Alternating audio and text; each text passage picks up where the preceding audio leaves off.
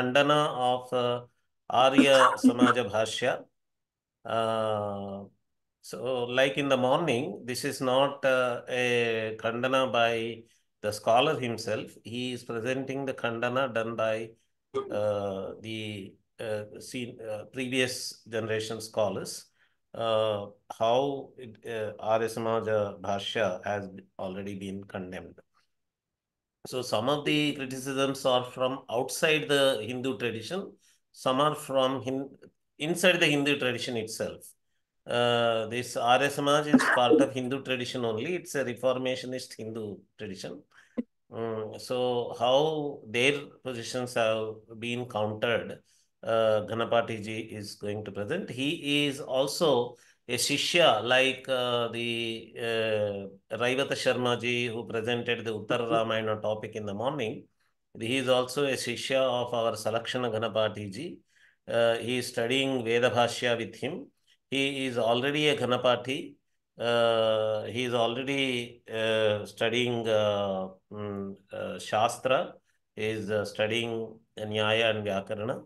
And along with that, he is presently studying Veda Bhashya with Salakshan Ganapati ji, who was presenting the amazing talk this morning. We can expect a highly traditional Shastra type presentation from Subramania Ganapati ji. Over to you, Subramania Ganapati ji. Shri Gurubhyo Namaha. Vagishadhya Manasah Sarvarthanam Upakrame Yannatva Kritagurtya Syuh Tannamami Gajananam Yasya Nishvatatam Vedaha Yovedebhyo Khilan Jagat Nirmame Tamaham Vande Vidyatirtha Maheshwara Vedarthasya Prakashena Tamohardan Nivarayan Pamartham Shrito Deyat Vidyatirtha Maheshwara Avidya Bhana Samtrapto Vidyaranyam Aham Bhaje Yadarka Garadattana Varanyam Pritikaranam Shri Gurubhyo Namaha. Harihi Om. Shri Dayananda Saraswati Swami వారి సిద్ధాంతములు ఏవైతే ఉన్నాయో వాటిలో ప్రధానంగా విగ్రహారాధన మరియు పితృకర్మ విమర్శ, వేద విమర్శ, సాగిన భాష్యాది విమర్శలు మొదలగు ఏవైతే ఉన్నాయో వాటి విషయంలో ఎక్కడెక్కడైతే అవైదికంగా వ్యాఖ్యానింపబడ్డాయో వాటిని యథావతిగా ఉపస్థాపించడానికి ప్రయత్నం చేస్తాను. దీంట్లో ప్రధానంగా వారు చెప్పేది ఏమిటంటే సత్యార్థ ప్రకాశం అని ఒక గ్రంథం రాశారు ఆయన. సత్యార్థ ప్రకాశంలో రాసిన తర్వాత వారు ఆర్య సమాజం అనేది ఒకనొక సంస్థని స్థాపించారు. ఆర్య సమాజం 1875లో స్థాపించారు. ఆ సమాజం వాళ్ళు చెప్పేది ఏమిటంటే ఎక్కువగా వాళ్ళు ఖండించేది విగ్రహారాధన మరియు శ్రాద్ధకర్మ నిరాకరణ మొదలగు విషయాలన్నీ, నామస్మరణ నిరాకరణ, ఇవన్నీ చెప్తూ ఉంటారు. దానికి మూలభూతమైనటువంటి సిద్ధాంతములు ఏంటివి అంటే వేదంలో ఉన్నటువంటి కొన్ని మంత్రాలు తీసుకుని వారి స్వాభిప్రాయాన్ని దాంట్లో ప్రకటీకృతం చేసేట్టుగా అనుకూలమైనట్టుగా కొన్ని విధంగా వ్యాఖ్యానం చేశారు. ఆ వ్యాఖ్యానం ఎటువంటిది దాని గురించి మనం పరిశీలన చేద్దాం. దాంట్లో ప్రధానంగా విగ్రహారాధన, మూర్తి ఆరాధన ఏదైతే వాళ్ళు మనకి ఉన్నదో అది చాలా తప్పని, మూర్తి ఆరాధన వేద ప్రతిపాద్యమైనటువంటిది కాదని వారు అభిప్రాయపడ్డారు. ఎందుకు అంటే అసలు మూర్తి ఆరాధన, విగ్రహారాధన అనేది జైనుల నుంచి మనకు వచ్చింది అని వారి అభిప్రాయం. జైనులు ఎక్కువగా మూర్తి ఆరాధన చేస్తూ ఉంటారు. జైనులు నుంచే మనకు అది వచ్చింది. అందువల్ల మనకి సనాతన ధర్మంలో ఏదైతే ఉన్నదో నిర్వికార నిరాకారుడు అని పరమాత్మను ఏదైతే మన ఉపనిషత్తులు చెప్తాయో, కాబట్టి ఆయనకి అసలు మూర్తి అనేది ఉండదు. నతస్య ప్రతిమాస్తి అని ఋగ్వేద మంత్రంలో కొన్ని మంత్రాల్లో ఉన్నాయి. ఆ మంత్రములను ఉదాహరించి స్వామివారు చెప్పారు. అయితే మనకి కేవలం జైనుల నుంచి కాదు, ఇంచుమించుగా యుగాంతరాల నుంచి, ద్వాపర యుగం నుంచి కానీ త్రేతాయుగం నుంచి కానీ అనేకమైనటువంటి ఋషీశ్వరులు, సాక్షాత్తు భగవంతుడు కూడా, కృష్ణ పరమాత్మ, రామచంద్రుల వారు కూడా మొదలగు వారు కూడా మూర్తి ఆరాధన చేసినట్టు అనేకమైన ప్రమాణాలు ఉన్నాయి.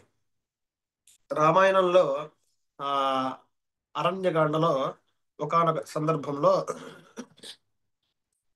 రాముల వారు అక్కడికి విచ్చేసిన పుట్ట ఆ ఆశ్రమంలో అందరూ కూర్చుని మూర్తి ఆరాధన చేస్తూ ఉంటారు.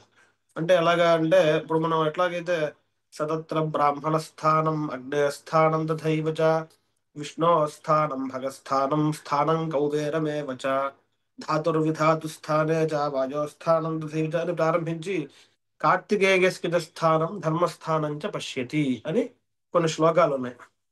స్థానం స్థానం అని అంటే మనం ఎట్లాగైతే ఈ దేవాలయం అనే అర్థంలో దేవస్థానం అని వాడుతున్నామో, స్థానం అంటే తన యొక్క ఉనికిని తెలిపేటటువంటి ఒక ప్రాంత విశేషం. అలాగే ఇప్పుడు మనం ఏదైతే ఒక ఆలయానికి వెళ్ళాం అనుకోండి, కాశీ విశ్వనాథ ఆలయం మొదలగు ఆలయానికి, అక్కడ కూర్చుని అనేక మంది ఉపాసకులు అనేకమైనటువంటి చుట్టూ ఉపాలయాలు అంగాలయాలు ఇట్లా ఉంటాయో, విష్ణుమూర్తివి సూర్యుడివి ఇట్లా అలా కూర్చుని వాళ్ళందరూ ఉపాసన చేస్తూ ఉంటారు. అట్లాగే అగస్త్యాష్టమంలోట అగ్నిస్థానము, విష్ణు స్థానము, మరేమో మహేంద్ర స్థానం, వివస్వత స్థానం, సోమస్థానం అట్లా అనేకమైనటువంటి స్థానములు ఉన్నాయి. అంటే త్రేతాయుగం నాటం గాలిటికే విగ్రహారాధన అనేది ఉన్నది. కాబట్టి జైనుల నుంచి మనకి ఏదైతే విగ్రహారాధన వచ్చింది అని చెప్పి స్వామివారు అభిప్రాయపడ్డారో దాంట్లో ప్రామాణికత అనేది లేదు. రెండు, విగ్రహారాధన చేసిన తర్వాత వాళ్ళందరూ కూడా ఉత్తమమైనటువంటి స్థితిని కలిగి ఉన్నారు. అత్ర దేవాశ్చ యక్షాశ్చ నాగాశ్చ పదకై సహా వసంతి నీదాహార ధర్మమారాధయిష్ణవ అని అట్లా వాళ్ళు ఇలా ఇట్లా అత్ర దేవా ప్రగచ్చంతి భూతైర్ ఆరాధితై శుభై అని ఇట్లా ఆరాధన చేసినటువంటి వాళ్ళందరూ కూడా వారి యొక్క ఫలితం చేత స్వర్గాది పుణ్యలోకాలు అవన్నీ లభించాయి అని చెప్పి చెప్పారు. సరే, అయితే యుగాంతరాల నుంచి కూడా మనకి మూర్తి ఆరాధన ఉంది అన్నాం కదా. ఆయన ఇప్పుడు ఏం చెప్తారంటే విగ్రహారాధన సరే అయితే అసలు విగ్రహారాధన జైనుల నుంచి వచ్చింది అది చర్చ కాదు. రెండో ఆక్షేపణ ఏం చేస్తారంటే విగ్రహారాధన చేసేవారు చౌర్య వృత్తికి అలవాటు పడతారు, వారి మనస్సులో ధర్మబుద్ధి కలగదు అని రెండో ఆక్షేపం చేశారు. ఇదంతా కూడా సత్యార్థ ప్రకాశం అనే గ్రంథంలో 403 పేజీలు చేశాడు. దీనికి కర్బాత్ర స్వామి వారు వేదార్థ పారిజాత అనే గ్రంథంలో చక్కని వివరణ ఇచ్చి ఉన్నారు, అసలైన భాష్యాన్ని.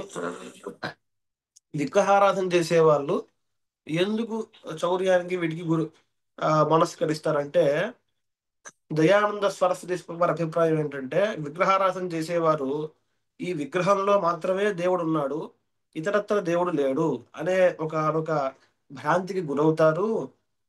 అందువలన విగ్రహారాధన చేసినంత కాలం వాడు ధర్మంగా దేవుడి ఇక్కడ ఉన్నాడని భావిస్తాడు. ఎప్పుడైతే విగ్రహం నుంచి పక్కకు వచ్చేస్తాడో ఆ సమయంలో వాడు అక్కడ దేవుడు లేడని భావిస్తాడు. వెంటనే దొంగతనం చేయవచ్చు, చేయకపోవచ్చు, ఏదైనా అంటే దేవుడు ఉన్నంత చేపే అక్కడ మాత్రమే వాడు ఉంటాడు అని చెప్పి భావిస్తాడు. కాబట్టి విగ్రహారాధన అనేది కొంతకాలంగా అజ్ఞాన మూలకం అవుతుంది అని ఒక అభిప్రాయపడ్డారు. దానికి మనకి మూడోది ఏంటంటే ఈ విగ్రహారాధనకి ఎటువంటి వైదిక ప్రామాణ్యం లేదని అది చెప్తాను. ఆ అయితే దీనికి మనం చెప్పవలసిన సమాధానం ఏంటంటే స్వామివారు చెప్పిన పరిశీలన ప్రకారం మనకు అసలు విగ్రహారాధన చేసేటప్పుడు ఎలా చేయాలి అంటే ఆవాహన, విసర్జన, మధ్యలో అర్చనాదికలు ఉంటాయి. ఈ ఆవాహన చేసేటప్పుడు ఇడా పింగళ నాడి ద్వారా ప్రాణశక్తిని అంతా కూడా ఒక పుష్పంలోకి అలా తీసుకువచ్చి ఆ విగ్రహంలో మంత్రం ద్వారా ప్రవేశింపజేస్తాం. ఇదే విధానం మనకి శ్రీచక్రార్చన విధానంలో, యంత్ర విధానంలో, శ్రీ విద్యా సపర్యాస పద్ధతి మొదలగు గ్రంథముల్లో కూడా వివరింపబడింది. అంటే ప్రాణశక్తి పరమాత్మ అంతటా ఉన్నాడంటే మనలో ఉన్నాడనే భావంతోనే కదా మనం ఆ ప్రాణశక్తిని బయటకు తీసుకొచ్చే విగ్రహారాధన పెట్టేది. కాబట్టి మళ్ళీ పూజ అవసానంలో ఆ శక్తిని తీసుకొచ్చి తనలో పెట్టుకుంటాడు విసర్జన చేసేటప్పుడు.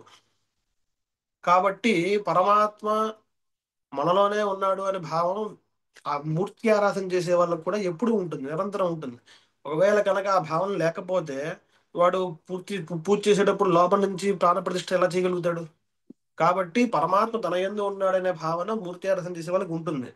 ఎప్పుడూ కూడా పరమాత్మ తన యందు ఉన్నాడనే భావం కలిగిన వాడు ఇతరత్ర చౌర్య వృత్తిని కానీ వేరే వృత్తిలో కానీ ప్రవృత్తుడు కాలేడు. ఎందుకంటే వాడి మనస్సులో దుష్ట సంకల్పం కలగదు. కాబట్టి కేవలం మూర్తి ఆరాధన చేస్తే అక్కడ మాత్రమే పరమాత్మ ఉన్నాడు, ఇతరత్ర లేడు, అందువల్ల మూర్తి ఆరాధన చేయకూడదు అనేది అయితే స్వామివారి హేతు చూపించారో అది అసంబద్ధమైనది, ఎందుకంటే పూజా పద్ధతిలో ఉన్నటువంటిది మనకి ఆ హృదయ పుండరీకంలో ఉన్నటువంటి పరమాత్మనే విగ్రహంలో ఆవాహన చేస్తాము అని ఉంది. అదే మనకి అనేకమైనటువంటి వైదిక మంత్రాల్లో కూడా కనిపిస్తూ ఉంటుంది. మూడోది ఆక్షేపణ ఏం చేస్తారంటే ఆ విగ్రహారాధన చేస్తే సర్వవ్యాపకుడైనటువంటి పరమాత్మను మనం ధ్యానించలేము, ఆ అందులో మాత్రమే ఉన్నాడు అని ఒక ఆక్షేపం. అంటే విశ్వస్మై నమః అని ఇట్లా అర్చన చేసేటప్పుడు ఏమవుతుందంటే మొత్తం అంతా వ్యాపించిన పరమాత్మనే బుద్ధి కలగదు అని చెప్తారు. ఇప్పుడు మనకి వేదం ద్వారా ఈ ఆవాహన చేయడం అని, విసర్జన చేయడం అనేది ఇవేవి కూడా ప్రతిపాదింపబడలేదు. కేవలం జీనుల నుంచి ఈ మనకి ఈ పద్ధతి వచ్చింది అని ఏదైతే ప్రతిపాదించారో దానికి సమాధానం ఏమిటంటే వేదంలో కూడా దేవతను ఆవాహన చేసే మంత్రాలు చాలా ఉన్నాయి. యజ్ఞంలో సుబ్రహ్మణ్య ఆహ్వానం అని ప్రత్యేకంగా సుబ్రహ్మణ్య శబ్దం చేత ఇక్కడ ఇంద్రుడు చెప్పబడతాడు. ఇంద్ర ఆగచ్చ హరివ ఆగచ్చ మొదలగు అనేకమైన మంత్రాలు ఉంటాయి. అంటే వాళ్ళు మంత్రాల ద్వారా ఏం చేస్తారంటే స్వామివారిని ఆవాహన చేయడం, అలాగే విసర్జన చేయడం. మనకి ఉదాహరణకి ఆ మన తైత్రీయ శాఖలో ఏకాగ్ని కాండలో ఒక మంత్రం ఉంది. ఆత్వా వహంతు హరగ సచేతసశ్వేదైరశ్వై సహకేతు మద్భి వాతాజరైరాయా హిమమ హవ్యాగ శర్వోం అని ఒక మంత్రం ఉంది. అంటే ఏంటంటే ఆయన త్వా ఆవహంతు హే శర్వ అంటే ఆ ఓ శర్వుడా, ఒక తెల్లని వర్ణములు కలిగినటువంటి విన్ని, నీ అభిప్రాయాన్ని బాగా తెలుసుకున్నటువంటి నీ గుర్రములు ఏదైతే అశ్వములు ఉన్నాయో ఆ అశ్వమును నేను నీకు సమర్పించే హవిస్సును తీసుకెళ్ళడానికి నిన్ను తీసుకుని కిందకి రావుగాక అని ప్రార్థిస్తున్నాడు. అంటే త్వా ఆవహంతు అని చెప్పి వేదంలోనే ఆవాహన సంబంధించిన ప్రతిపాద్యమైన మంత్రాలు చాలా ఉన్నాయి. మరి నిర్వికార నిరాకారుడైన పరమాత్మకి ఆవాహన మంత్రాలు ఎలా చెప్పాయి అంటే మూర్త్యుపాసన చేసినా కూడా మనం నిరాకార ఉపాసన చేయవచ్చు, సగుణ బ్రహ్మ ఉపాసన చేసినా నిర్గుణ బ్రహ్మ ఉపాసన చేయవచ్చు అని అది కూడా వేద ప్రతిపాద్యమే అని ఈ మంత్రాల ద్వారా తెలుస్తుంది. ఇదే కాకుండా రోజు చేసే సంధ్యావందనంలో కూడా అసావాదిత్యో బ్రహ్మ అసౌ ఆదిత్య దృశ్యమాన యః అస్తి సహైవ బ్రహ్మ అని చెప్పి కూడా రోజు బ్రహ్మోపాసన ఒకటి ఉంటుంది. ఈ సూర్య అర్ఘ్యం ఇచ్చిన తర్వాత ఈ ఆదిత్యుడే బ్రహ్మను ఉపాసన చేయమని, మరి నిరాకారుడైతే ఈ ఉపాసన ఎలా కుదురుతుంది.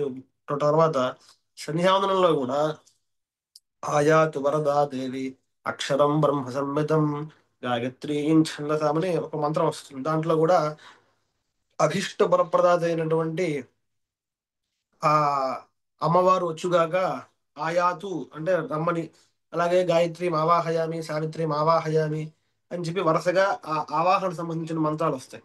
అట్లాగే సంధ్యావందనం ఏదైతే గాయత్రి జపం ఉపాసన అంతా అయిపోయిన తర్వాత ఉత్తమే శిఖరే జాతే భూమ్యాం పర్వతమూర్ధని బ్రాహ్మణేభ్యోభిషిజ్ఞాత గచ్చదేవ గథా సుఖం అని వస్తుంది. అంటే మేరు పర్వత శిఖరం పైన గాయత్రీదేవి ఉంటుందన్నమాట. ఈ ఉపాసకుడు అమ్మవారిని ఉపాసించేటప్పుడు అమ్మవారిని ఆవాహన చేసుకుని చాలాసేపు ఉపాసన చేసిన తర్వాత మళ్ళీ ఈ ఉపాసకుల చేత అభ్యునుజ్ఞ పొందినటువంటి అమ్మవారు యథాస్థానంగా వెళ్ళిపోవుగాక అని చెప్పి మంత్రం కనిపిస్తుంది. అంటే ఇప్పుడు చెప్పే సారాంశం ఏంటంటే ఇవన్నీ కూడా ఆ ఆవాహన, విసర్జన, పూజా విధానం, మూర్త్యుపాసన, విగ్రహారాధన అనేది అంతా కూడా వేద ప్రతిపాద్యమైనది అని చెప్పడంలో తాత్పర్యం. అలాగే ఋగ్వేదంలో కూడా ఇంద్రావాహన మంత్రం ఆత్వావహంతు హరయో వృషాణం సమపితిగే ఇంద్రత్వా సూరదక్షస అని ఈ స్తమపానం చేయడానికి ఆ అశ్వములు మిమ్మల్ని తీసుకుని కిందకి వస్తాయి, మీరు తీసుకురండి అని చెప్పి ఒక ఆవాహన చేసే మంత్రం, సుబ్రహ్మణ్య ఆహ్వానం అని అట్లా అనేకమైనటువంటి మంత్రాల్లో కూడా వైదిక పూజా ధర్మ విధానం చెప్పబడింది.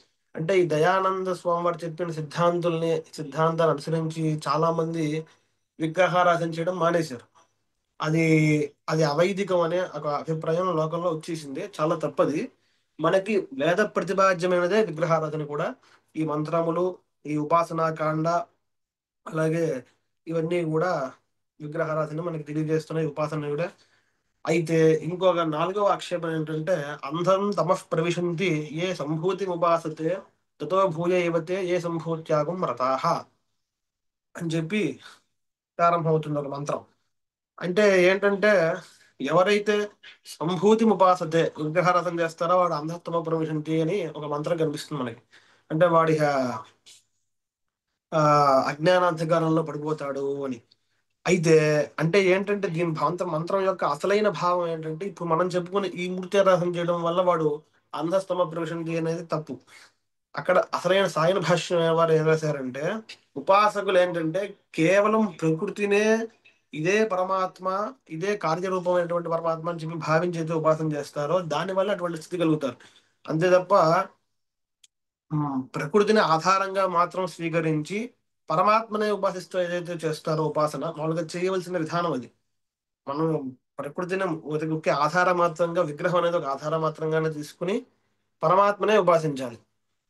అంత అంతటా వ్యాపించినటువంటి అంటే పూజాకాలే విగ్రహగతగా ఉన్నటువంటి పరమాత్మ ఆలోచించాలి. అలాగే మనకి అందువల్ల అటువంటి వేరే ఉపాసన ఎవరైతే చేస్తాడో వాడు అంధస్తమాన్ని ప్రవేశింపడు. రెండోది ఉపనిషత్ కాండలో కూడా ఆ నిరాకారుడైనటువంటి పరమాత్మని విరాట్ పురుష రూపంగాను సగుణంగాను ఉపాసించేటువంటి విధానాలు కూడా ఉన్నాయి. శిశుకుమార ఉపాసనని యస్మై నమస్తచ్చిరో ధర్మో మూర్ధానం బ్రహ్మోత్తరాహనురు యజ్ఞోధరా విష్ణురుమని ఒక ఉపాసన వస్తుంది.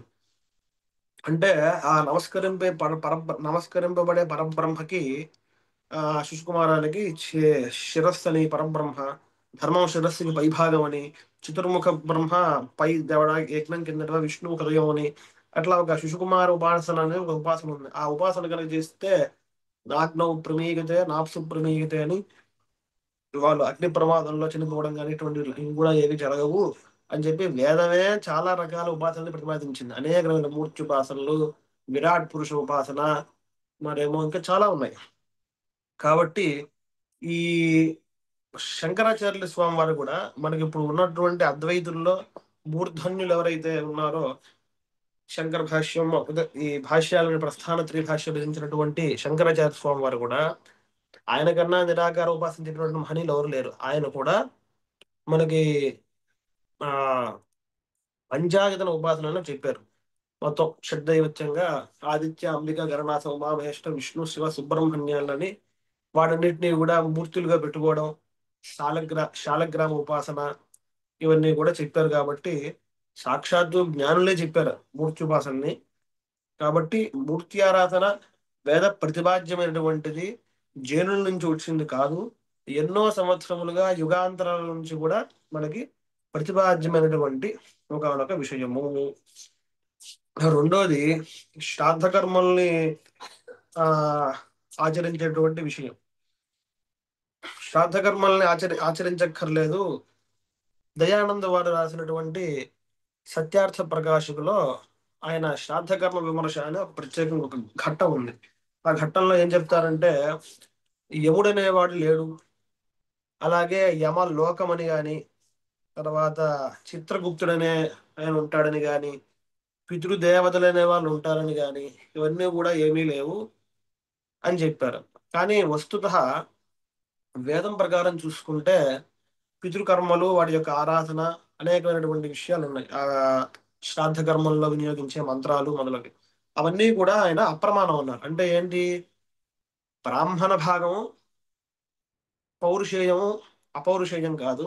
పౌరుషేయం అంటే పురుషుని చేత నిర్మింపబడినది, అపౌరుషేయం అంటే పురుషుని చేత నిర్మింపబడనది. వేదం అంతా కూడా అపౌరుషేయం అని మనం చెప్తాం.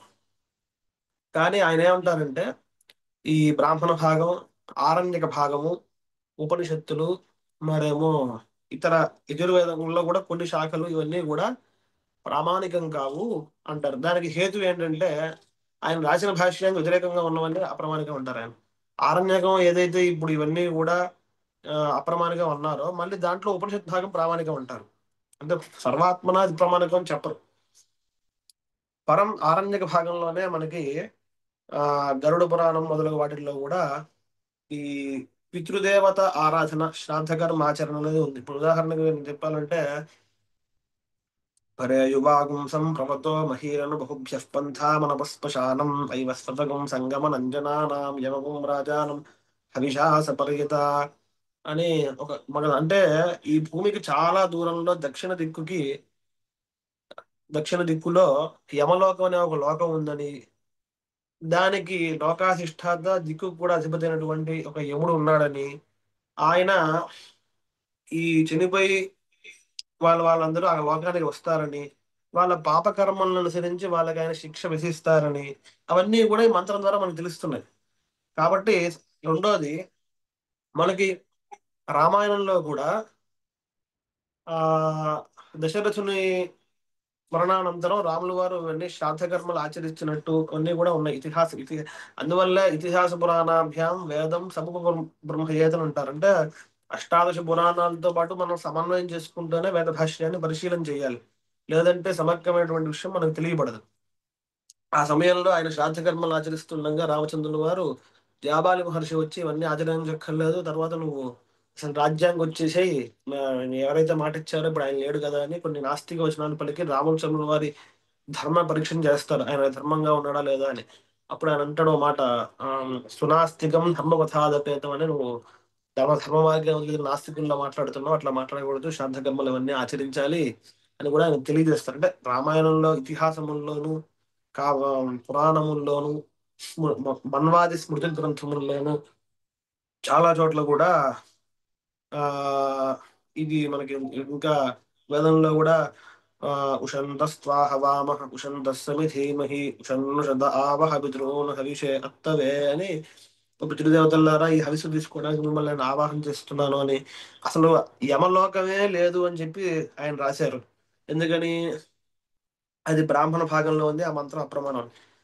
అసలు బ్రాహ్మణ భాగంలో సంహిత భాగంలో కూడా ఒక మంత్రం ఉంది. ఉదన్వతి జౌరవమా పీలుమతీతి మధ్యమా తృతీయ ప్రజ్వరితి యస్యాం పితర ఆసతే అని ఒక మంత్రం ఉంది. అంటే ఈ పితృలోకం అనేది ఒకటి ఉంది, సర్వోత్కృష్టమైనటువంటిది. ఆ అంటే దానికోసం ఏం చేశారంటే దాని సర్వోత్కృష్టత్వాన్ని చెప్పడం కోసం స్వర్గం మూడు రకాలుగా ఉందని విభాగం చేశారు. కింద భాగంలో ఉన్నటువంటి దాని పేరు ఉదన్వతి. ఉదన్వతి జోగ అవమ అంటే కింద భాగంలో కానీ ఉదన్వతి అని. ఆ ఉదన్వతి భాగంలో మేఘాలు అవి వర్షిస్తూ ఉంటాయి అని. మధ్య స్థాయిలో ఉన్నటువంటి స్వర్గానికి పీలుమతి, అంటే పీలుమతి అంటే గ్రహాలు నక్షత్రాలు అవి ఉండేదానికి పీలుమతి అని. ఆ పైన ప్రకృష్టం అంటే ఇప్పుడు ఉత్కృష్టమైన పైన ఉంటుంది కదా, పైన ఉండే భాగం ఏదైతే ఉందో దాన్ని ప్రద్యౌహు అంటే ప్రకృష్టమైనటువంటి స్థానము అని అర్థం. ఆ స్థానంలో యస్యాం పితర ఆసతే అని పితృదేవతలందరూ కూడా అక్కడ ఉంటారు. అంటే చెప్పే సారాంశం ఏంటంటే ఈ వేద ప్రతిపాద్యమైనటువంటిదే ఈ పితృఆరాధన, శ్రాద్ధకర్మ, పితృదేవతలు మొదలగు వైదిక ఆరాధన ఏదైతే మన సనాతన ధర్మానికి ప్రధానమైనటువంటి విషయం. ఆరాధన, మూర్తి ఆరాధన గాని అథవా శ్రాద్ధం, పితృర్చన గాని, ఈ రెండు కూడా మనకి చాలా ముఖ్యమైనటువంటి అంశాలు. అసలు ఈయన ఇటువంటి మాటలన్నీ చెప్పడానికి గల కారణం ఏమిటి అంటే ప్రధానంగా వేద భాష్యంలో ఉన్నటువంటి మంత్రాల్ని అనుకూలంగా వ్యాఖ్యానం అది చేయడం వల్ల ఇటువంటివన్నీ ఏర్పడ్డాయి మనకి. కాబట్టి ఇవాళ మనకి ప్రధానమైనటువంటి విషయం వేద భాష్యంలో ఆయన చెప్పినటువంటి విషయాల్ని ఆ ఎలా విమర్శించారనే దాన్ని తెలుసుకోవడం.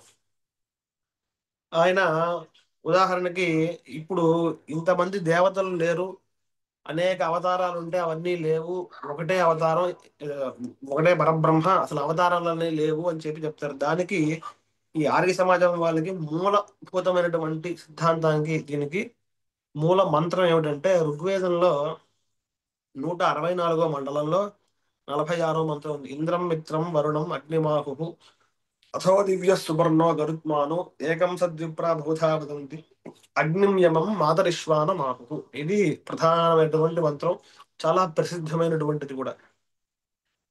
దీనికి సాయనాచార్యుల వారు చక్కని అర్థం రాశారు. దాన్ని కాదని చెప్పి నిరాకరించి దయానందుల వారు వేరే అర్థం రాశారు. ఇప్పుడు అసలు మనం ఆ అర్థాన్ని పరిశీలన చేద్దాం. ఇక్కడ పైగా ఈయన చెప్పినటువంటి అర్థం, దయానంద్ వారు చెప్పిన అర్థం యాస్కముని కూడా నిరుక్తంలో ఇట్లాగే చెప్పారు. దీనికి అర్థం నిరుక్తం అనే వేదాంగం. వేదాంగాలు మొత్తం 6 ఉన్నాయి: శిక్ష, వ్యాకరణం, ఛందస్సు, నిరుక్తం, జ్యోతిషం, కల్పం అని. ఆ నిరుక్తంలో కూడా ఇట్లాగే చెప్పారు. నిరుక్తం కూడా వేద అర్థాన్ని మనం ప్రతిపాదించడానికి ఉపయోగపడే అద్భుతమైనటువంటి గ్రంథం. ఇప్పుడు అగ్ని అసలు ఈ మంత్రానికి మామూలు అర్థం ఏంటంటే ఒకటిగా ఉన్నటువంటి పరమాత్మ అనేకమైనటువంటి రూపాలుగా దాన్ని విభాగం చేసుకుని ఈ సృష్టి కార్యాన్ని నడిపిస్తున్నాడు. సూక్ష్మంగా చెప్పుకుంటే అర్థం ఇది, ఇంకా విశేషంగా చెప్పుకుందాం ఇప్పుడు. దీంట్లో అగ్ని శబ్దం రెండు సార్లు ఉచ్చరింపబడింది. ఇంద్రం మిత్రం వరుణం అగ్నిమాహు అథో దివ్య సుపర్ణ గరుత్మాను ఏకం సద్విప్రమోధా వదంతి అగ్నింగమం మాతరిశ్వామం. ఇక్కడ ఒక అగ్ని శబ్దం, ముందర భాగంలో ఒక అగ్ని శబ్దం, రెండు సార్లు అగ్ని శబ్దం ఉచ్చరింపబడింది. ఆయన ఏం రాశారంటే తేన ఇంద్రశబ్ద విశేష్యతయా గృహీత మిత్రాజీమిత విశేషణతయా అత్ర ఖలు విశేష్య అగ్నిశబ్ద ఇంద్రాదీనాం విశేషణానాం సంగే అన్వితో భూత్వా పునః స ఏవ సద్వస్తు విశేషణం భవతి. అంటే అంటే ఏంటి అంటేట సాయనాచార్యుల వారు ఇక్కడ ఇంద్ర శబ్దాన్ని విశేషంగా తీసుకున్నారని, ఆ మిత్రాది శబ్దాలను విశేషణంగా తీసుకున్నారు. అందువల్ల కానీ ఇక్కడ విశేష శబ్దం అగ్నిగా తీసుకోవాలి, ఇంద్రాది విశేషణ శబ్దాలతో అన్వయించి మరలా ఆ అగ్ని శబ్దాన్ని సద్వస్తువు ఏదైతే ఏకం సద్ విప్రబోధావని చెప్పారో ఆ సద్వస్తువుకి మళ్ళీ అన్వయం చేయాలి, అప్పుడు అది సరిపోతుంది అని అభిప్రాయపడ్డారు. కానీ వస్తుతः చూస్తే తథైవాస్మిన్ మంత్రే పరమేశ్వరేణ అగ్నిశబ్దः ద్విః ఉచ్చారితः విశేష విశేషణ అభిప్రాయం. వస్తుతः సాయనాచార్యులు వారు ఈ మంత్రంలో ఉన్నటువంటి ఇంద్ర శబ్దాన్ని విశేషంగా వర్ణించలేదు. ఆయన కూడా ఆదిత్యాంగ సంత ఇంత విశేషంగా వర్ణించారు. ఎందుకు వర్ణించారని చెప్పుకుందాం. అసలు సాయన భాష్యం ప్రకారం అసలు అట్లా రాసినే లేదు, కానీ ఈయన ఒక ఆరోపణ చేశారు దాని మీద. తథైవ అస్మిన్ మంత్రే పరమేశ్వరేణ అగ్నిశబ్ద ద్విరుచ్చారిత విశేష్య విశేషణాభిప్రాయాత్. అంటే ఈ మంత్రంలో ఇంకోటి ప్రధానమైనటువంటి ఏంటంటే ఈయన పరమేశ్వరుడు చేత ఉచ్చరింపబడింది కాబట్టే ఈ వేదం అంతా ప్రమాణం అని అలా కొన్ని అభిప్రాయాలు కూడా ఉన్నాయి వారికి. అందుకే రాయన సైడ్ ఎప్పుడైనా పరమేశ్వరైన అగ్నిశబ్ద ద్వివారం ఉచ్చారిత అని రాశారు. వస్తుత పరమేశ్వరుడు ఉచ్చరితం కాదు, ఎస్య నిశ్వసతం వేద అని మనకి ఆ పరమాత్మ యొక్క ఉచ్ఛ్వాస నిశ్వాసాల నుండే వేదం ఆవిర్భవించిందని చెప్పారు. ఎవరో ఉచ్చరించినటువంటిది కాదు కదా. ఉచ్చరిస్తే కనుక పురుషగతమైనటువంటి దోషములు అనేకమైనటువంటి దాంట్లో కలుగుతాయని చెప్తారు. అందువల్ల ఎవరు ఉచ్చరించింది కాదు, అది అపౌరుషేయం అనమాట. అయితే ఇక్కడ రెండు శబ్దాలు ఇంద్రాది శబ్దములు విశేష్యము, అగ్ని శబ్దం ఇంద్రా శబ్దాలు విశేషణం, అగ్ని శబ్దం విశేషం అని చెప్పడం కోసమే రెండు సార్లు మంత్రంలో అగ్ని శబ్దం ఉంది. అందువల్ల ఉంది. కానీ సాయనాచార్యుల వారి ఈ విషయాన్ని తెలుసుకోలేకపోయారు అని చెప్పి ఆయన ఒక అభిప్రాయం మొత్తం అంతా కూడా చెప్పారు. ఇప్పుడు వాస్తవానికి ఏంటంటే సాయనాచార్యుల వారు అటువంటి అసలు ఇంద్ర శబ్దాన్ని విశేషమని రాయలేదు. ఇదంతా ఈ మంత్రం అంతా కూడా ఆదిత్యుని విశేషం చెప్పారు. అదేమిటండి అసలు మంత్రంలో ఆదిత్య శబ్దమే లేదు కదా, ఆదిత్యునికి ఎట్లా విశేషంగా చెప్తారు అని ఒక ప్రశ్న. ఇంద్రంగమం వరుణం అగ్నిమాహు అథో దివ్యసువర్ణ గరుత్మానం ఏకం సద్విప్రాబోధా వదంతి అగ్నియమం మాతరిశ్వానమాహు. దీంట్లో మొత్తం ఎక్కడ కూడా ఆదిత్య శబ్దమే లేదు అసలు. అంటే అందుకే వేదాన్ని ఎప్పుడైనా వ్యాఖ్యానం చేసేటప్పుడు ఎలా చేయాలి అంటే ఆ వేదంలోనే చెప్పింది ఒక చోట సామవేదంలో యోహవా అవిదిదార్షే ఛందో దైవత బ్రాహ్మణేన మంత్రేణ యాజగతి అధ్యాపగతి వా స్థానం వార్చతి గర్తం వా పద్యతి ప్రవామీగతే పాపీయాన్ భవతి అని చెప్పింది. అంటే వేదం అధ్యాపన చేయాలన్నా చదువుకోవాలన్నా అర్థం రాయాలన్నా మనం ఏం చేయాలంటే దేవత ఆ మంత్రం తాలూకా దేవత, ప్రతి మంత్రానికి ఒక అధిష్టాతుడి దేవత ఉంటుంది. ఆ దేవతను తెలుసుకోవాలి. అలాగే ఆర్షేజ ఋషి సంబంధ, ఋషి ఆ మంత్రాన్ని దర్శించినటువంటి వాడు ఋషులు యాముష యామంత్ర కృతమనీషణ అన్వయిచ్చన్ దేవా అని ఋషులందరూ కూడా యుగాంతరంలో అంతర్హితమైనటువంటి వేదముల్ని యుగాంతి అంతర్హితాన్ వేదాన్ సేతిహాసాన్ మహర్షయ లేఖిరే తపసాపూర్వం అనుజ్ఞత స్వయంభువ అని బ్రహ్మచారి బ్రహ్మగారి చేత ఆదేశింపబడిన వారే ఈ ఋషులందరూ కూడా తపస్సు చేసి ఆ శాఖల్ని దర్శించారు. దర్శించిన తర్వాత ఎవరైతే ఏ మంత్రాన్ని దర్శిస్తారో ఆ ఋషి ఆ మంత్రానికి ద్రష్టగా ఉంటాడు. అందుకే అక్కడ ఆర్షి ఋషి సంబంధ ఋషిక అంటే అతీంద్రియ ద్రష్టారో ఋషయ అని రాస్తారు సాయన భాష్యంలో. కాబట్టి ఈ ఋషులు ఎవరైతే ఉన్నారో వారు ఆ ఏ మంత్రాన్ని ఏ ఋషి చూశారు ఒకటి, ఆ మంత్రానికి అధిష్టాతుడు దేవత ఎవరు, తర్వాత ఆ మంత్రానికి ఛందస్సు ఏమిటి, ప్రతి మంత్రానికి ఒక ఛందస్సు ఉంటుంది. అదే వేదాంగం ఛందస్ శాస్త్రం ఉంటుంది. ఏ ఛందస్సులో ఉంది, గాయత్రి ఛందస్సులో ఉందా, తుష్టు ఛందస్సులో ఉందా అనేది ఒకటి ఉంటే ఒక ఛందస్సులోనే ఉంటుంది ఛందస్సు. అలాగే బ్రాహ్మణం, మంత్రానికి విధాయకమైనటువంటి బ్రాహ్మణ వాక్యం కూడా ఉండాలి. ఈ మంత్రంతో ఈ పని చేయండి అని చెప్పేటువంటి ఒక విధాయక బ్రాహ్మణం ఉండాలి. అప్పుడు ఇవన్నీ కూడా తెలుసుకున్న తర్వాతే అధ్యాపన చేయడం కానీ, యాగం చేయించడం కానీ, అర్థం చెప్పడం కానీ మొదలగు పనులు చేయాలి. ఇలా కనుక చేయకుండా వ్యతిరేకంగా చేస్తే ఏమవుతుందంటే వాడు శ్రేయస్సును పొందడు. ప్రవామీగితే ఆ గర్తం వా బధ్యతి పాపీయాన్ భవతి, అంటే పాపను పొందుతాడు, ప్రమాదాన్ని పొందుతాడు అని సాక్షాత్ ఈ విషయం వేదమే చెప్పింది. సామవేదంలో ఒకానొక చోట ఈ ఇదంతా ఉంది, ఈ విషయం అంతా.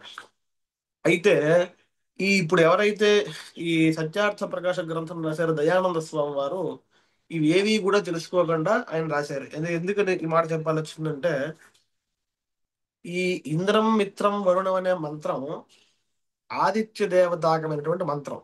అసలు మంత్రం ఏ దేవతాకమైనటువంటి మంత్రం అంటే అనుక్రమణిక అని మనకు ఒక ఉంటుంది, శాఖ అనుక్రమణిక అని. ఆ ప్రతి వేదానికి కూడా అనుక్రమణిక, ప్రాజాపత్యకాండ, ఆగ్నేయకాండ, సౌమ్యకాండ ఇది నేను చెప్పి కాండానుక్రమణికగానే కొన్ని విభాగాలు చేస్తారు. దాంట్లో ఫలానా మంత్రం ఫలానా దేవతా సంబంధమైనటువంటి అని చెప్పి అనుక్రమణిక కారహ అంట, అనుక్రమకారుడు చెప్తాడు. దాంట్లో ఏమైందంటే ఈ ఇంద్రం మిత్రం అనే మంత్రం, అలాగే దాని తరువాత మంత్రం వరుణం కృష్ణన్ యానం, ఇంద్రం మిత్రం వరుణం కృష్ణన్ యానం ఇత్యేతే సూర్య దేవతే అని చెప్పి ఆయన రాశారు. అంటే ఈ రెండు రుక్కులు, దీని తర్వాత మూడును కూడా సూర్యదేవత సంబంధమైనటువంటి రుక్కులు అని చెప్పారు.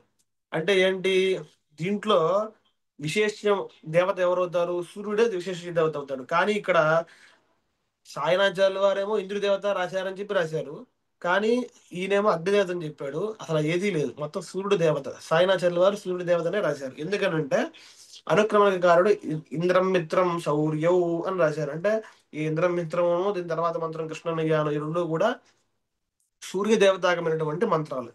ఇది మనకి ఋక్ సంహిత భాష్యంలో రెండవ సంపుటంలో ఉన్నది ఈ విషయం అంతా. తర్వాత ఒకవేళ కనుక ఇక్కడ సాయన భాష్యం తప్పు అంటే మనం అనుక్రమణిక కారణం కూడా తప్పడం అవుతుంది. కాబట్టి అనుక్రమణిక కారణం అనుసరించి ఈ మంత్రములు అసలు ఎందుకు సూర్యదేవతాకమైనాయి అంటే, దీని తర్వాత మంత్రంలో సంవత్సర దేవత ప్రతిపాదకమైనటువంటి ఒక మంత్రం వస్తుంది. సంవత్సర దేవత, సంవత్సరంగా అధిష్టాతుల దేవత. సంవత్సరం అసలు మనకి ఎట్లా ఏర్పడుతుందంటే సూర్య గతిని అనుసరించి మనకి సంవత్సరం ఏర్పడుతుంది. సూర్యుడు దొరకబోతే మనకి సంవత్సరం ఏర్పడదు కదా. అహస్సులు, పక్షము, మాసము, ఈ షాన్మాస ఉత్తరాయణ కాలములు, అహస్సు అంతా ఏర్పడడానికి ప్రధానమైనటువంటి వారు సూర్య భగవానుడు. కాబట్టి ఆ మంత్రములన్నీ కూడా దీంట్లో ప్రతిపాదింపబడ్డాయి. కాబట్టి ఇది సూర్య దేవత సంబంధమైనటువంటి మంత్రము అని అనుక్రమణిక కారుడు ద్వారా మనకు తెలిసింది. ఇక్కడ ఆ నిడు కాబట్టి ఈ అగ్ని శబ్దాలు ఇవన్నీ కూడా మొత్తం అన్ని కూడా విశేషణములు, ఆదిత్యుని విశేష్యము అని సాయనాచార్యులు వారు రాస్తే, ఆదిత్యుని అసలు ఆయన ఇంద్ర శబ్దానికి విశేషణంగా రాశారు అని ఏదైతే రాశారో దయానందుల వారు, అది చాలా అసత్యమైనది. ఆయన మీద ఆరోపణ చేశాను. సాయన భాష్యం మీద ఆయన రాయని విషయం మీద ఆయన రాశారు అని ప్రతిపాదన చేశారు. ఇది ఒక తప్పు. రెండు, ఈయన ఎవరైతే దయానంద స్వామి వారు ఆయన ఏదో ఒక అర్థం అనుకుని రాశారు ఇదంతా అగ్నికి విశేషణం అని, ఈ ఈయన రాసిన అర్థానికి నిరుక్తకారుడు కూడా ఒప్పుకున్నాడు నేను రాసిన అర్థాన్ని అని చెప్పి, నిరుక్తకారుడైన యాస్కశముని కూడా అగ్ని శబ్దాన్ని విశేషంగా చెప్పారు, వర్ణించాడు అని చెప్పి, నిరుక్తకారేణాపి అగ్నిశబ్ద విశేష్య విశేషణత్వైవ వర్ణిత అని చెప్పి ఋగ్వేద భాష్య భూమిక సత్యార్థ ప్రకాశం 337 పేజీలో చెప్పారు. వస్తుత కించ తమేవ వృష్ట్యాది కారణం ఆదిత్యం ఆత్మానం అగ్నిం యమం నియంతారం మాతరిశ్వానం అని. అంటే అసలు మన ఇప్పుడు ఆ ఇన్- అసలు ఈ అక్కడ నిరుక్తకారుడు ఏం చెప్పాడో చూడాలి. నిరుక్త నిరుక్తంలో ఆ ప్రకరణం చూసి అక్కడ ఏమని ఉందంటే, ముకుంద్ శర్మ వారు గారు చెప్పినటువంటిది నిరుక్తానికి ప్రామాణికమైనటువంటి వ్యాఖ్యాకారుడు. నిరుక్తం అనేది యాస్కసుమని మహాముని రాశారు, దానికి వ్యాఖ్యానం ముకుంద్ శర్మ గారు రాశారు. అక్కడ కించితమేవ వృష్ట్యాది కారణం ఆదిత్యమాత్మానం అగ్నిం యమం నియంతారం మాతరిశ్వానం అంటే, వృష్ట్యాదికి వృష్టి మొదలగు పడడానికి కారణం ఏంటి అంటే ఆదిత్యుడు. మనకి ఆ సహస్రగ నముత్సృష్టం ఆదత్తే హిరసం రవి అని వస్తుంది రఘువంశంలో కూడా. అంటే వృష్టి పడడానికి కారణం ఏంటంటే ఆదిత్యుడు అనే ఎండాకాలంలో మనకి తీవ్రమైన తాపాన్ని తీసుకొచ్చి ఈ జలమునంతా గ్రహించి మళ్ళీ వేల రెట్లు మనకి ఇవ్వడం కోసమే తీసుకొస్తాడని కాళిదాసు కూడా వర్ణన చేస్తాడు. ఈ వృష్టివ్యాధికి కారణమైనటువంటి ఏదైతే ఆదిత్యుడు ఉన్నాడో ఆయన్నే అగ్నిం, అగ్నిగాను, యమం అంటే నియంతారం, జీవులందరినీ నియంత చేసేటువంటి ఆయన, ఆయనగాను, మాతరిశ్వానం అంతరిక్షే శ్వసంతం అంటే మాతరి అంటే అంతరిక్షంలో తిరిగేటువంటి వాయువుగాను చెప్పబడుతున్నాడు. ఎవరు? ఈ ఆదిత్యుడే. అంటే ఆదిత్య శబ్దం విశేషణం ఇవన్నీ కూడా విశేషణాలని తెలుస్తుంది. ఈ రకంగానే రాసింది నిరుక్తంలో కూడా. ఏదైతే సాయనాచార్యులు వారు చెప్పారో అదే నిరుక్తంలో కూడా ఉంది. నిరుక్తాన్ని, వేదాంగాలన్నింటినీ అనుసరించే సాయనాచార్యులు వారు వ్యాఖ్యానం రాశారు. కానీ ఈయనంటారు దయానంద స్వామి వారు, నే రాసినట్టుగానే ఉంది నిరుక్తంలో, నిరుక్తగా ఒప్పుకున్నారంటారు. కానీ వస్తుత అక్కడ లేదు. నిరుక్తానికి భాష్యం రాసినటువంటి ముకుంద శర్మ గారు ఈ విషయాన్ని 372 పేజీలో చెప్పారు. అగ్ని శబ్దం చేత ఆదిత్యుడే చెప్పబడుతున్నాడు ఇక్కడ అని చెప్పాడు. అసలు నిరుక్తంలో మూలకారుడు ఏం చెప్పాడు అనేది కూడా మనం చూస్తే, నిరుక్తంలో అగ్ని పృథివీ స్థాన అని ప్రారంభించి అగ్నిని స్థుతించే మంత్రాలు కొన్ని వివరించారు. ఆ నిరుక్తంలో దేవతాకాండని అనేక కాండలుగా విభజింపబడింది గ్రంథం. అగ్నిని స్తుతించే మంత్రాలు అని పెద్ద లిస్ట్ ఉంటుంది దాంట్లో. దాంట్లో 7వ అధ్యాయంలో 4వ పాదంలో 368 పేజీలో సమన్య సనమన్యేత యమేవాగ్నిరితి అప్యేతే ఉత్తరే జ్యోతిషి అగ్ని ఉచ్యేతే అని చెప్పారు. అంటే అగ్ని శబ్దం చేత కేవలం ఏదైతే భౌమం వంటి భూమిలో కనబడేటువంటి అగ్ని కాదయ్యా, అసలు అగ్ని శబ్దం చేత మామూలు వాచ్యార్థమైనటువంటి ఈ అగ్ని, ఇంకా అప్యేతే ఉత్తరే జ్యోతిషి అగ్ని ఉచ్యేతే, ఈ శబ్దం చేతే ఉత్తర జ్యోతిష్యులు అంటే భూమిలో ఉండే అగ్ని, అంతరిక్షంలో ఉండే అగ్ని, జులోకంలో ఉండే అగ్ని, మొత్తం 3 రకాలుగా ఉంటుంది. ఈ 3 కూడా చెప్పబడతాయి అని అర్థం రాశారు నిరుక్తంలో. భూమిలో మనకు కలగా కనిపించేటువంటి అగ్ని, మరి జులోకంలో ఎటువంటి అగ్ని ఉంటుందయ్యా అంటే ఆ వైద్యుతాగ్ని అని ఒక అగ్ని ఉంటుంది. వైద్యుతాగ్ని అంటే విద్యుత్. విద్యుత్ తత్ర దివ్యం అబంధనం విద్యుత్, అది తక్ర సంగ్రహంలో కూడా అని చెప్తారు. భౌమం అక్కడ ఎలా ఉంటుందయ్యా అంటే అంతరిక్షంలో విద్యుత్ అగ్ని ఉంటుందని, ఆ అగ్ని మెరుపు వైద్యుతాగ్ని అని, అంతరిక్షంలో వైద్యుతాగ్ని గాను, ఉత్తమ జ్యోతి అంటే 3వ అగ్ని ఎక్కడ ఉంటుందంటే సూర్యుడు. సూర్యుడు కూడా అగ్ని స్వరూపమే. కాబట్టి అగ్ని శబ్దం చేత వైద్యుతాగ్ని, ఆ పార్థివాగ్ని, వైద్యుతాగ్ని, ఉత్తమ జ్యోతి అంటే సూర్యుడు, ఈ 3 చెప్పబడతారని చెప్పారు. కాబట్టి నిరుక్తంలో 7వ అధ్యాయం 4వ పాదంలో దేవత కాండలో వైద్యుతాగ్ని పదం ప్రయోగింపబడింది. దానికి ఉదాహరణగా అభిప్రవంత మనోగ మంత్రాలన్నీ కూడా వాళ్ళు ఇచ్చారు. ఇంకా సముద్రాదూర్మి కొన్ని మంత్రాలు ఉన్నాయి. ఇంద్రం మిత్రం ఈ మంత్రాన్ని ఉదహరించారు. సగథా ఉత్తమ జ్యోతిరపి అగ్ని భవతి తథా అగ్ని ఉదాహరతి అని. అనంతరం ఈ అగ్ని శబ్దానికే సూర్యుడు అని కూడా చెప్పారు. సూర్యుడు అని అర్థం అంటే లక్షణావృత్తి చేత అగ్ని శబ్దానికే భౌమ పార్థివాగ్ని, తర్వాత వైద్యుతాగ్ని, ఉత్తమ జ్యోతి ఏదైతే సూర్యుడు ఉన్నాడో ఆ అర్థం కూడా ఈ ఇంద్రం మిత్రం అనే మంత్రంతో చెప్పబడింది. అంటే ఇప్పుడు నిరుక్తకారుడు కూడా దయానంద స్వామి వారు చెప్పినటువంటి భాష్యాన్ని అంగీకరించలేదు. వారి నిరుక్తకారుడు చెప్పిన భాష్యాన్ని అనుసరించే సాయన భాష్యం కూడా ఉన్నది. కానీ ఆయనేమో సాయన భాష్యం తప్పనియు అత్ర కేచిత్ వస్తుత ఈ అగ్ని శబ్దమే విశేషంగా ఉన్న పక్షాన్ని కూడా సాయనాచార్యుల వారు ప్రస్తావించారు. అత్ర కేచిత్ అగ్నిస్తర్వాదేవదాశు అయమేవ అగ్ని ఉత్తరే జ్యోతిషి ఇది శృత్యా అగ్నేరేవ సర్వాత్మ ప్రతిపదం మంత్రం ఇది వదంతి అని ఆ పక్షాన్ని చెప్పి, ఏతత్ పక్షే ప్రథమ అగ్ని ఉద్దేశ్య తమగ్నిముద్దిశ్య ఇంద్రాధ్యాత్మకత్వం వర్ణయంతి అని కూడా చెప్పారు. కాబట్టి ఏదైతే సాగిన భాష్యం ఉందో అదే మనకి చాలా ప్రామాణికమైనటువంటిది. ఆయన పూర్వ వస్తువులైనటువంటి అదే పూర్వ గ్రంథములైనటువంటి శిక్షా వ్యాకరణాది ఛందస్సు మొదలగు వాటిని కూడా అనుసరించి చక్కని అర్థాన్ని రాశారు. ఈయన ఆ అర్థము రాయకపోగా సాయన భాష్యము తప్పని, అసలు సాయన భాష్యంలో లేని పంక్తిని కూడా ఆయన రాశారని ఆక్షేపణ చేయడం, నిరుక్తంలో వ్యతిరేకంగా ఉన్న విషయాన్ని కూడా అనుకూలంగా నిరుక్తంలో కూడా ఇట్లా ఉంది అని రాశారు. వస్తుతగత్యా గ్రంథ పరిశీలన చేస్తే అవేవి కూడా లేవు. తస్మాత్ సర్వైరపి పరమేశ్వర ఊహితే అని చెప్పారు. కాబట్టి వీటన్నిటి కూడా మనకి తెలిసేది ఏమిటంటే ఆ అసలు ఇంకా వాళ్ళు యథేమాం వాచం కళ్యాణి మావదంతు జనేభ్య అని వాళ్ళ సిద్ధాంతానికి మూలమైనటువంటి మంత్రం ఒకటి ఉంది. అది సమయాభావం చేసి చెప్పట్లేదు.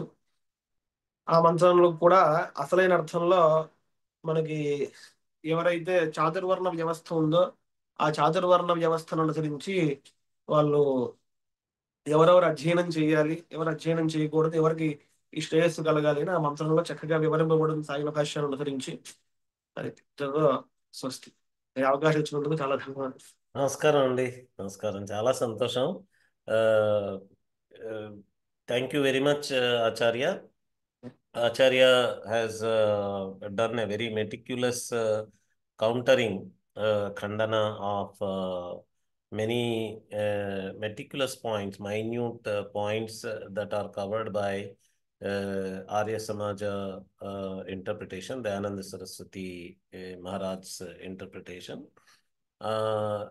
From the question and answer box, I see that there are some people who like the approach of Arya Samaj, and they seem to get an impression that that is being opposed by Indica. Please don't take it that way. In Shastra, what happens is there is always one Paksha, which is Purva Paksha, and the other is Khandana. So in Shastra, there is no hatred. No one is an enemy for anyone. There are only rivals. There are only Pakshas. So there is a Shastra position taken by one Shastra scholar. Dayananda Saraswati ji also is a Shastra scholar, but the way he has argued, it is being countered. That's all. It does not mean that there is any enmity or hatred towards R.S. Maj or its approach or any such thing. It is a Shastra discussion. That is why he has been doing how, for example, his opposing Vigraha Aradhana, Murti Aradhana, is without basis, and his interpretation of certain Upanishad mantras, that they say that there is no Murti Puja, is wrong. And he also talks about his methodology. For example, accepting Brahmanas and accepting Upanishads and not accepting Brahmanas and Aranyakas is self-contradictory, because Upanishads are part of Brahmanas and Aranyakas only. So such methodological problems also he is pointing out, and in some places he is showing how there is a misrepresentation of the source. For example, he says that Sayana Bhasha has said this, but if you go to that source, original source, it is not there in Sayana Bhasha. He quotes Nirukta. If you go there, actually Nirukta's statement is exactly the opposite of what he is saying. So all these evidence contradictions and methodological problems and misinterpretation of the line, like Natasya Pratima Asti, all these different problems, different kinds of issues with the Dayananda Saraswati's Bhashyam from the traditional point of view are just being pointed out as a part of a general Shastra type discussion. This is just a Shastric discussion. There is no opposition, there is no enmity, there is no hostility. Okay, thank you very much. Namaste.